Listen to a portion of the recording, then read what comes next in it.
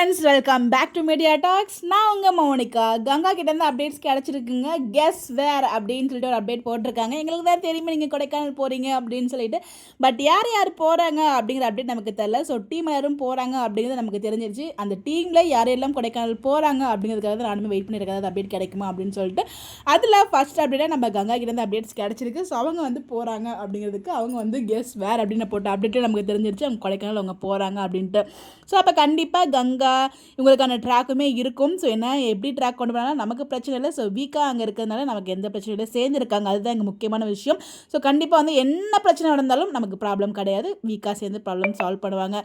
So இவங்களோடது கிடச்சிச்சு. இதே மாதிரி நம்ம வீக்கோடதும் கிடச்சா ரொம்பவே ஹாப்பியாக இருக்கும். ஆனால் இது வெயிட் பண்ணிட்டு அப்டேட் கிடைக்குமா அப்படின்னு சொல்லிட்டு ஆஃப்டர்நூன் வரை எக்ஸாம் இன்விஜிலேஷன் போகணும். எங்கேருந்து அப்டேட் போடுறது போகிறதுக்குள்ளே அப்டேட் கிடச்சா போடுறேன், அப்படி இல்லைனா ஈவினிங் வந்து போடுறேன் கைஸ். மேக்ஸிமம் வந்து பார்த்தீங்கன்னா உங்களுக்கு இந்த வீடியோவே இன்விஜிலேஷன் இருக்க டைமில் தான் ரிசீவ் ஆகும்னு நினைக்கிறேன். பட் எனிவேஸ் அப்டேட்ஸ் கிடச்சி இன் பிட்வீனில் கிடச்சா கண்டிப்பாக நான் ஷேர் பண்ணுறேன். இதுக்கப்புறம் என்னால் வந்து ஈவினிங் தான் போட முடியும் அப்டேட்ஸ்.